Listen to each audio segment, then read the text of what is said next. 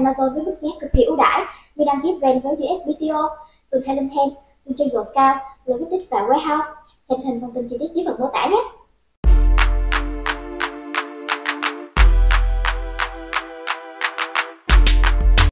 Today, we talked to a seller from Brazil who went from being a dentist to selling glow sticks locally to now scaling to sell over $6 million a year on Amazon USA thanks to cool strategies such as using Amazon Post and virtual bundles.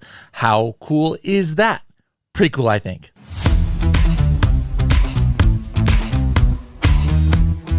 Hello, everybody, and welcome to another episode of the Serious Sellers Podcast by Helium 10. I am your host, Bradley Sutton, and this is the show that's a completely BS-free, unscripted, and unrehearsed, organic conversation about serious strategies for serious sellers of any level in the e-commerce world. We've got a serious seller coming to us from Brazil, I believe. Antonio, bem-vindo ao podcast. Did I say it right? You did. That's very Portuguese of you.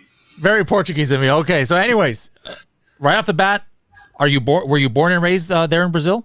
Born and raised in Brazil, yeah. I'm from Rio. What part? Rio. Nice. Rio, yeah. Been living here my whole life, except for the 1 year that I lived in the States, and that's where... Where did you live over here? And in Miami, actually. Oh, nice. Close Miami, Weston.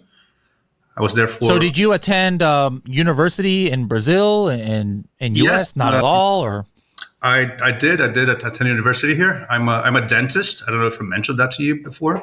No, I didn't. I mean, if you did, I mean, I forget everything the next day. So you could have mentioned it to me, but I don't remember that at all. I did. I'm a dentist. That's my.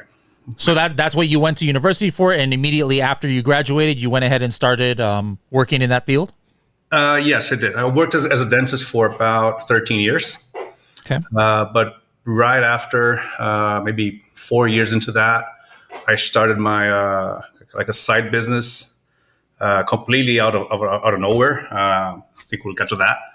But that's where I started with e-commerce back in. Well, you didn't like being a dentist, or what made you start looking for other things to do? I did like being a dentist, but that was a side thing, just something that happened to me, something that came up, and I just found another way of making a little more money. I didn't really need it, but it was also fun because it wasn't in the event and party industry. Mm-hmm. So it was something that I also had fun doing. And so this was when you say side job, this means that you still were being a dentist, but then on the side you went ahead and started this other. Yeah, thing. Yeah. I was probably 24 years old. I graduated. I was 21, mm-hmm. And at 20, I was about to say I was doing some math right there. I was like, wait a minute, did you say you were a dentist for 12 years? Like, what did you start college when you were 12? But you're talking about you started this side business while you were still being a dentist. Exactly. That's right. Okay. Before being a dentist, I worked with, before going to dental school, I worked with concerts. I did lighting for concerts, for nightclubs, stuff like that. Oh. So I knew a lot of people in the night scene here in Rio. You know those glow sticks that people give out at Disney World at night? Yeah. So I had a couple of those in my bag that I had bought for a friend's party or something. And I was actually getting to my office, and so these children were like giving a tantrum to their mom. My mom's trying to get the children to comply and cry, and mom's desperate. So I just lit up a couple of those and said, "Look, shiny things," and tried to distract the kids. I thought you were about to say I just lit up at the dentist. I'm like, whoa, okay, what do you guys do in dentist offices in Brazil? Good grief. Okay, lit up one of those glow sticks. I get it. Okay. Right. So I snapped one of those, gave them to the children. And they were like immediately distracted, and the mom said, "Oh, that's amazing." This, mind you, this is 2003, 2002, so kind of a novelty thing here back then. Mom's immediately interested. She said, "Well, where can I buy this?" I think I had a friend with me, so he immediately said, "You could make some money out of that." So I think I had someone bring some more of those from the States, because that mom wanted to buy some of them for her child for his birthday. I sold it to her for like 5 times what I bought it for. Immediately saw an opportunity there. Started buying more and more. I set up a website that I made with Microsoft Word with images that I stole from, the internet. And that thing just blew up. I don't know what happened. That my website was found by a lot of people. They were posting it everywhere. Google I don't think Google was even there, but I was like #1 in Yahoo and Alta Vista, all of those old search engines. And everyone was finding my website and wanted to buy that from me. So I just started selling those from my bedroom, and my girlfriend and I were like packing boxes before I went to, every morning before going to like my dental office. I just drive by the post office and ship out some boxes. And that's how I found out that money could be made online. Interesting. Now, so then how did your e-commerce journey progress until it got to the point where you started selling on Amazon? I would sell those as party sticks and glow sticks for parties and events, and as novelties for events. And they're used as bracelets. So the way people search for them, they would ask me if I had event bracelets. Those used for VIP, for backstage, those wristbands you use for events. Yep. People were asking, do you sell those? I'm like, no, I'm only selling the glow sticks. And like 3 people asked me for those, 10 people asked me for those. I'm like, well, there's another opportunity over there. So I started the wristband business in Brazil, also 18 years ago, 19 years ago, maybe. And that blew up. That became like a big business. We have several employees. We've been #1 in the country for that for the last probably 20 years. So eventually, between this business and then, the other, glow sticks and different random things you were doing, I'm assuming sometime in the, getting close to 2010 or something is when you started making enough money where you're like, I don't need to be a dentist anymore? Or tell me about that.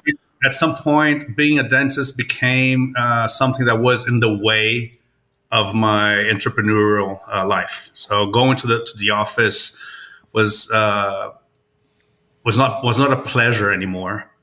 I was starting to see it as an obligation and not as work, and not as a job and not a pleasure. So at some point I decided not to pursue that anymore. Okay. Now, I know in these days there was no such thing as Amazon Brazil. So at one point or another, you discovered Amazon USA.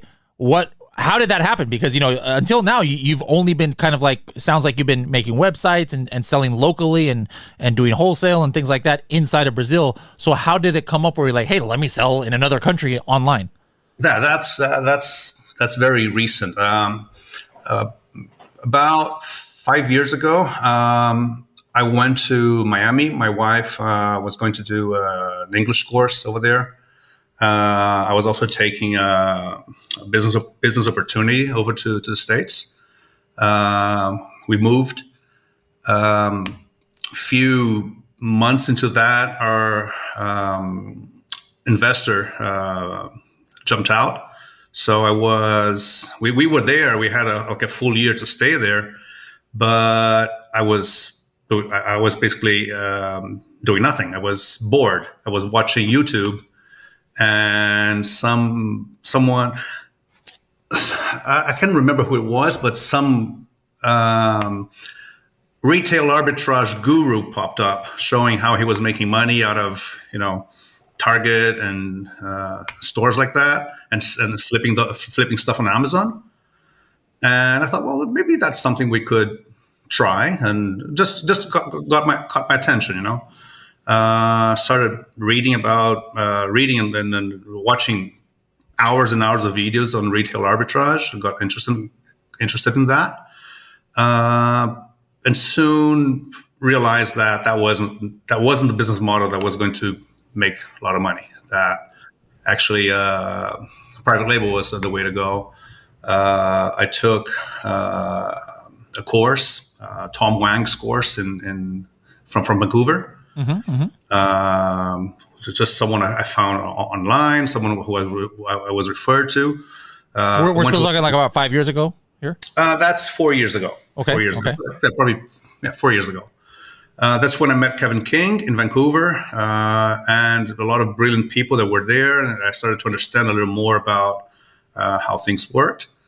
And that was early 2019. So I started selling to 2018, August 2018. So it's been exactly 4 years now. You still selling that first product now?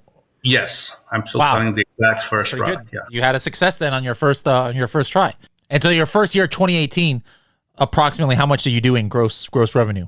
I started in August. So if I'm to give you an honest guess, I'd say that in my first year, I sold about 400,000. So first like 12 months, or those first 3 months of no, first okay, 12 months. Okay. First 3 months was probably much less than that, because I had to like my second and third month I was out of stock. How does, in those days, how did the profit margin compare to all of your Brazilian businesses then? Brazilian business is different. I have several employees. We have like a office, warehouse. We're more leveraged. So as opposed to Amazon, where it's basically me, my wife, and a much smaller team. So that made it a lot easier. In terms of percentage profitability, I'd say it's pretty much the same. But nowadays, my Amazon business is much bigger than my Brazilian business, for sure. So then this year, 2022, what's your, obviously we're in September only. What's your projected, what do you think you're going to end the year with? We're headed to about 6.5 million. Have you launched any products like this year? Yeah, this year, the idea, actually, we're growing so fast this year. So just so you know, from last year to this year, we've grown 150% year over year, like every month. So now with your launches, though, like how is it different in 2022 as opposed to like, the glory days of two-step URLs and search, find, buy, from 2019, 2020, et cetera? What are you doing differently nowadays to launch? I was never really big on search, find, buy. I did that for my first maybe 10 variations, not even 10 products, but for my first 3 products, I did some search, find, buy. I may have used, for my first product, I did use Rebate Key or something like that. But for me, Rebate Key became, just a source of product ideas. So I didn't want anyone to see what I was doing. Nowadays, my launches are basically PPC. My own. So what do you do? What do you do special for a launch? Or what do you do special with your PPC when you're in launch phase? We're very aggressive with the main keywords that we know that we want to rank for. We have a very strict process for identifying which keywords must go with which variation. And we have a lot of data from our other products that are in the same niche, the same. We have a lot of history from the other products that are very similar. So it's easy to match what worked with other products to our own, to the new ones. We do a lot of single keyword campaigns when we want to push hard. For our top 3 campaign keywords, then our do you use the like top of search, or you just like use high bids from the get go? Anh chị đang bán hàng trên Amazon. Skyrock cung cấp các dịch vụ dành cho các nhà bán hàng trên Amazon với mức giá cực kỳ ưu đãi như đăng ký brand với USBTO, tuần theo thêm, tuần chơi Scout, logistics và warehouse. Xem hình thông tin chi tiết dưới phần mô tả nhé.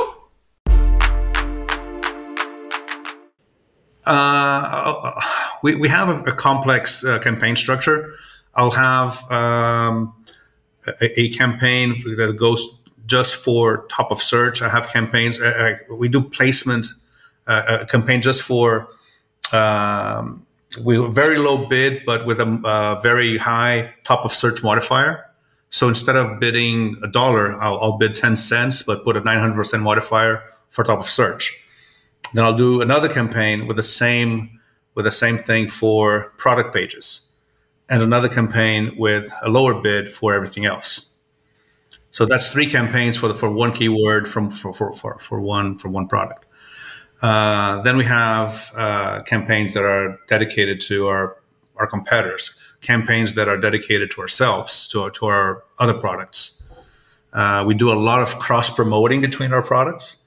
Every time we launch something new, our main products receive this, like our second image becomes buy this, get this for 50% off. So as soon as immediately when we have a new product, our products that they already have traction are also bringing some traction to everything that's new. So it's an easy way to drive traffic to a new product. Social media doesn't work very much for us. We use a lot of social media for user-generated content. We mostly contact influencers for how beautiful their homes are, how organized their homes are, and we send them free products in exchange for great pictures of their stuff. So I really don't care how many followers they have or how many likes they'll bring to their posts. What I want is their and then what do you do with pictures. those? Amazon posts. Amazon post. So you're building your the brand following on Amazon then? Amazon posts are the one thing that we do daily at a higher rate that provenly brings us sales. So when you say, hey, it's decent where Amazon post is, like, what's average? You said you're doing 1 post a day. So how many sales a day? No, we're doing 10 posts a day. 10 posts. Wait a minute. So that means in 1 year, you're doing more than 3,000 Amazon posts? Yeah. And it's always different images? Always different images.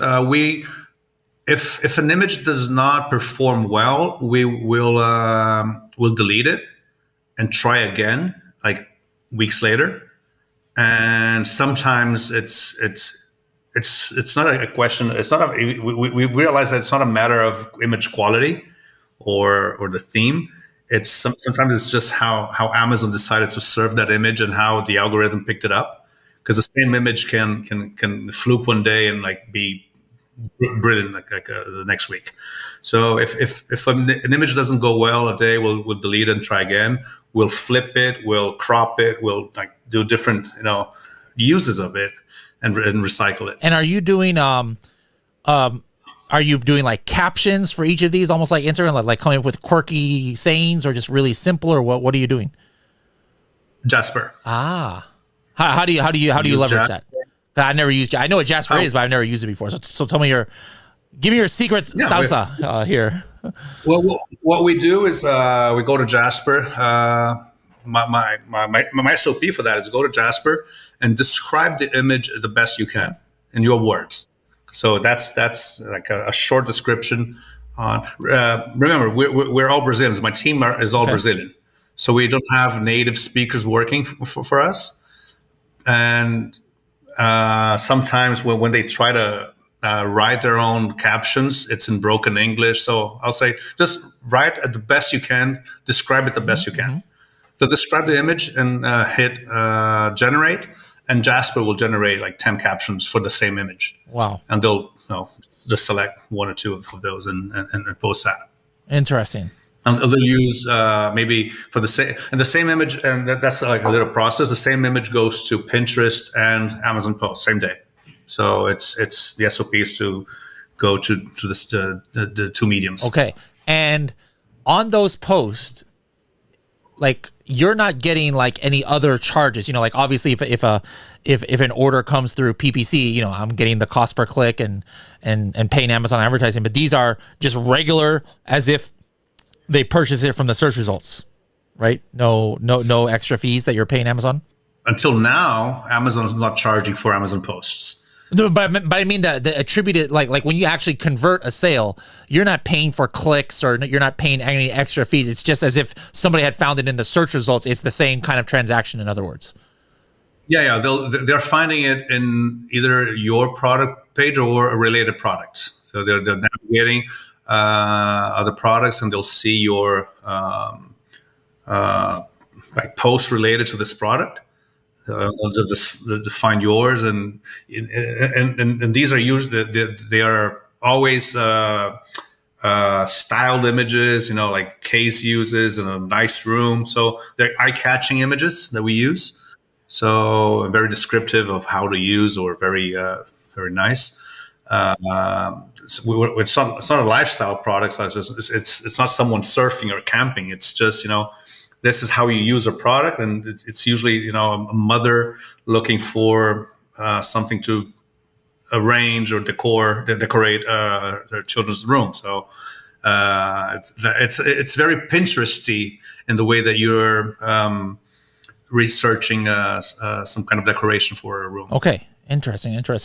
Now, are you leveraging at all the, you know, I think once you start doing Amazon posts, you have that ability where people can start following your brand. I forgot what it's called, like customer engagement or something like that. So like, are you communicating with these customers who start following your brand because of Amazon posts, or no? I'm not. I know we now have this ability to email our followers. This is something I've spoken to about to our team, that we should use that for our launches. We haven't yet. Okay. We haven't done that yet. We might. We will have a new launch probably in a couple weeks. Yeah. And we might use that. Thanks for reminding me. Okay, there we go. So I'll let you know how that works out. So I swear I'm doing I'm going to have to ask Shivali. Shivali here at our company is the one who was doing a little mini project with Amazon Post, but I swear it's supposed to come up on the product page, but I don't see it. But you normally Amazon Post will show up like on the bottom of a product page, or where else do they show up? It's Amazon was experimenting with that on desktop, but it was mostly on mobile. Okay, because I see where I can click on the brand name, and then it takes me to like home and then post. I see it there. I'm just wondering where most people see it. Yeah. On mobile, you'll see it easier on the very bottom of product detail pages. I remember Liran pointed out a couple months ago that Amazon was showing posts on desktop as well. I'm not sure how that's if that's still going. I actually just found out. Let's see if I can show you here. But I found our post, our Amazon post page here, and then look. Oh, I didn't even know they were doing all of this stuff. But it's pretty cool. It looks like Instagram almost. And then it shows different links to products that we have. These keywords that I see here at the bottom, like, is this Shivali entering this, or is Amazon's like algorithm like putting in some keywords here? I'm not sure. I know you can input some products. I'm not doing that myself. I have someone at the office doing that.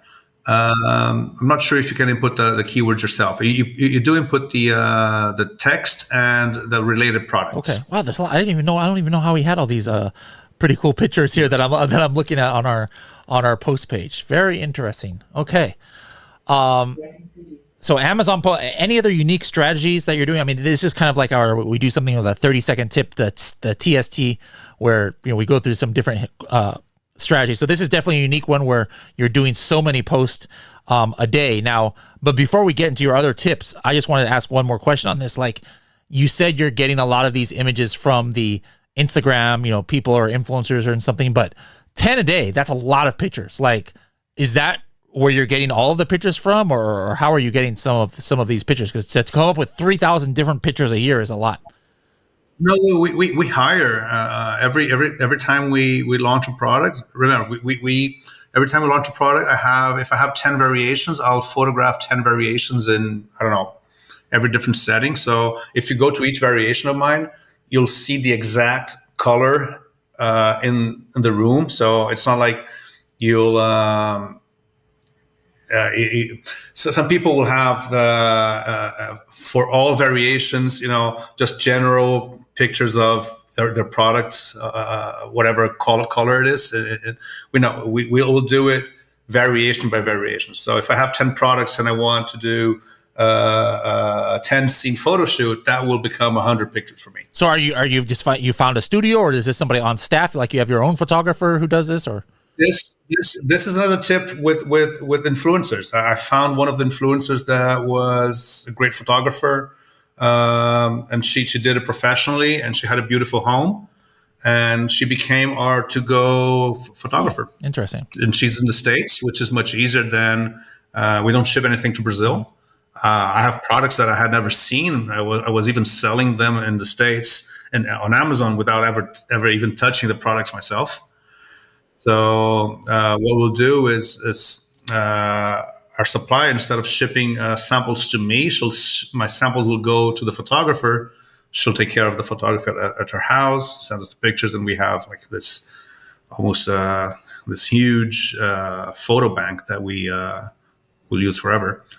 Plus, every launch will contact at least 10 to 20 influencers for pictures. And we also have these influencers that we always go back to. Interesting. Wow, that's super cool.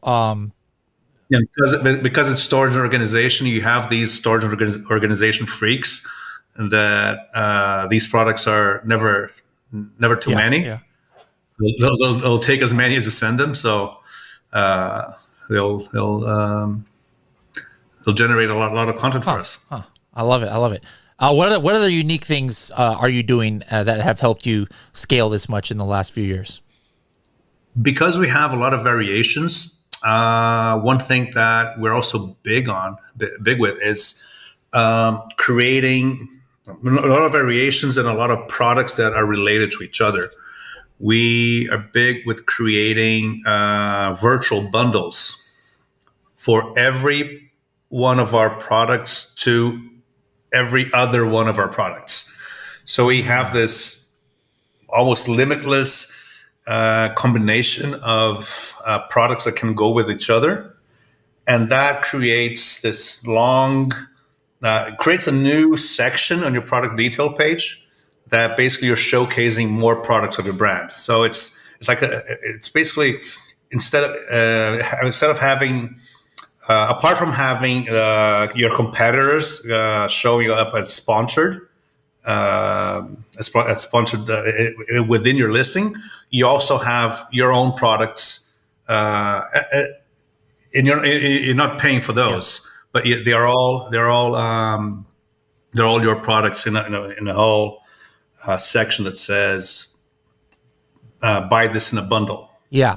So the bundles don't really sell that well. They're so you have bundles of like 5 items, but it's just to get that real estate on the product page, in other words. And not only you get the real estate, we're very careful with the images that we use in the bundles. So they're lifestyle images as well. Mm-hmm. So that our bundle main image, they're a lifestyle image of those two products together.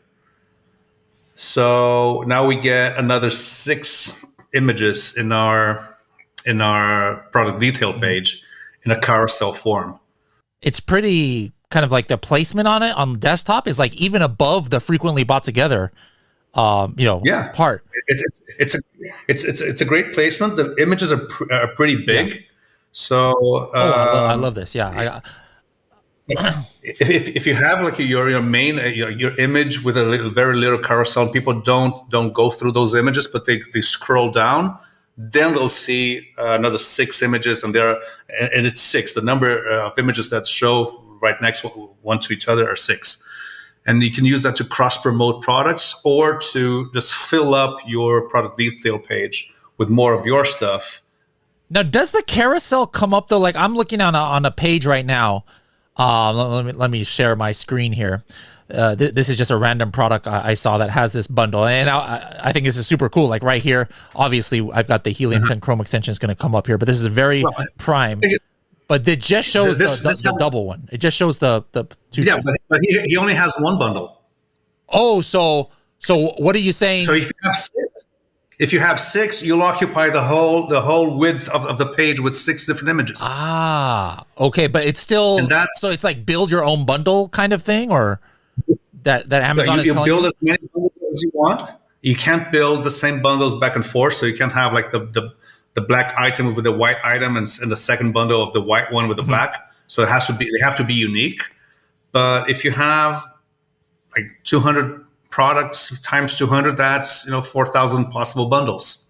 All right, so I found another listing here, collagen peptides, of course. So this guy has a little bit more. So let's see, it says make it a, I'll try and describe this for people listening in their cars and stuff. It says make it a bundle. We found 3 bundles with this item. And so each of these is going to a potential bundle, but here's this collagen peptides with vitamin C, collagen peptides with whatever the heck this is, and then one with turmeric. And so you're saying so you would want to fill this up all the way to the right, though. That's great. You can have as many as you want with the collagen peptide as the main product, and then as many secondary products. You'd probably want to change this title too, right? So like this guy is using collagen peptides at the beginning of the title, but you would probably want to focus more on the secondary product, I would think, right? Exactly, exactly. And what I'll do is my secondary product will be the main image and a styled image, a lifestyle image, and not like a main image of the product. So it's more of a you're using that. What I'm doing is I'm using that as an image carousel to showcase the product in use. And then somebody clicks, or let me keep sharing my screen here. Somebody clicks on it, and then it goes to the page, the bundle page of the 2 things. But then right here, they can just click on this product by itself. And you say, I mean, you don't know that the sales are coming from this, but when you started doing this, you notice an increase in sales, is why I'm assuming you say this is successful, right?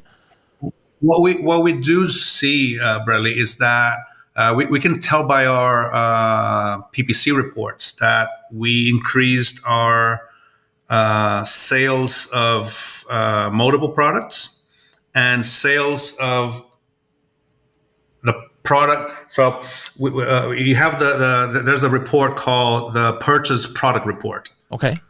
And some of our products, they have very high click rates, probably because they're more eye-catching. But like 80% of the sales that they're generated by those clicks go to other products of ours, and not necessarily in the same product family, not necessarily variations of that product. So I have products that will bring most of the sales to other products in my product line. So wait a minute, I don't even know about this report. This is in PPC reporting. PPC reports. You go to so I go to Amazon advertising first, and then let me see here. I want to find that, because I was just talking about that with somebody else the other day, because I was looking at just regular PPC reports, and like just raw data in Seller Central, and same thing in like Atomic, and it was like I sold this one campaign, which is our main coffin shelf, over a certain week, I sold 4 products. But then I look at the total value amount, and I was like, this coffin shelf is only $27. How in the world is it more than 4 times 27? And then I did some calculations. I was like, wait a minute, obviously they must have bought the big coffin shelf for $63. But then I just figured that out on my own. But you're saying that there's a report that I can actually show me that? It will show you which product was purchased from that campaign, and not necessarily it's the product that was clicked on. And it usually is. I mean, in my case, it usually isn't. So if you have like a very unique product, or if you sell like very few products, you can have very direct, click to purchase. But in my case, there's a lot of browsing, and people, if you're selling multi-packs, for example, people can click on the cheapest one on PPC because it's more eye-catching. Lots of people do that. You'll see with shoes, for example, people will put like the very small and the very big sizes for a lower price, just because that will bring more clicks. But then the regular sizes that you and I would typically wear, they are priced at the regular level. I just found that report, by the way, here in sponsored products, purchase product report. So that's pretty cool. I'm going to dive into there. I mean, there's so much stuff in Amazon that even me, you know, who's been selling a while, like I don't even know of all the reports, and there's like so much cool stuff that we can find. I love it.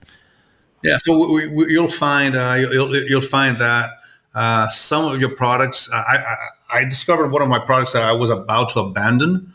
That it's not a great seller. It was great at bringing sales to other products. So we, in our ABC curve, we decided that not only the products that sell really well are A players, also products that rank well but bring sales to other products are products that can't run out of stock, that we can't miss on ranking and efforts. All right, cool. All right, one last tip maybe for us, something unique. I mean, you've given us a great one on Amazon Post and another one here. So this virtual bundles for advertising. What else you got? One thing that got a lot of attention at Prosper, one of the workshops that I went to, it's not with ranking, but it's a money-saving tip that was very successful when I talked about that. Pay attention to your packaging. If you have any unnecessary slack material in your packaging, for example, maybe sometimes a retail package has like this big flap that used to hang the package from the shelf, but that's just a flap, and there's not really packaging the product. It doesn't do anything except for being a flap. And Amazon will count that as total dimension in your product. So, for example, if you're selling socks and your socks are like 4 inches thick, and you have this very thin flap that's another 4 inches long, you're paying for the whole volume of the full size of the package with the flap times the height of your package.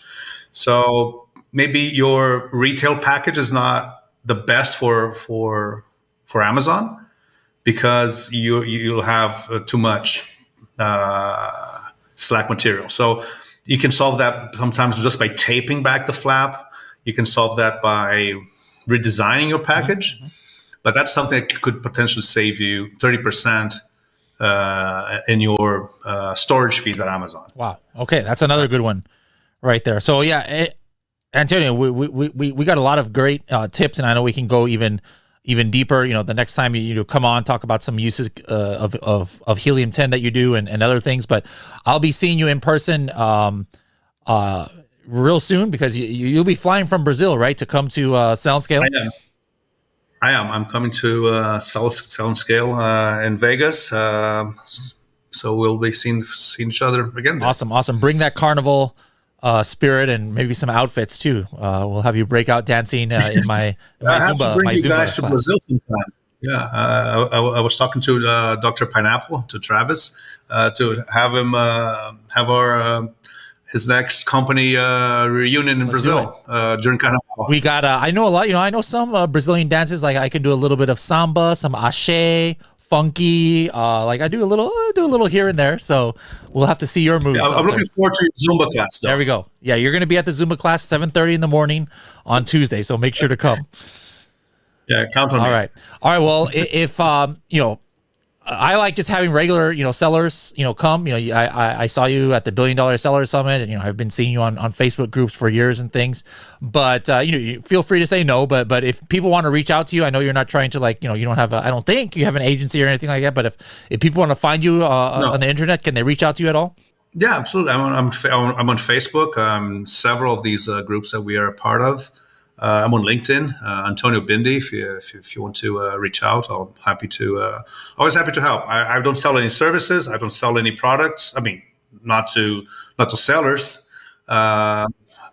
Just everything I learned from my business was through videos that were, you know, freely put out there, and from conversations I had on Facebook. So I'm glad to give that back, and I learned a lot from these conversations as well. And you've also lost a lot of years of your life reading some ridiculous threads in Facebook groups that you and I have seen. Oh yeah, absolutely.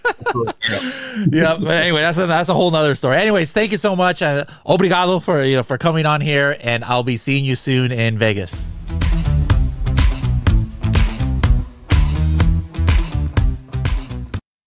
Anh chị đang bán hàng trên Amazon. Skyrock cung cấp các dịch vụ dành cho các nhà bán hàng trên Amazon với mức giá cực kỳ ưu đãi như đăng ký brand với USBTO, từ thêm, từ chuyên Scout, logistics và warehouse. Xem thêm thông tin chi tiết dưới phần mô tả nhé.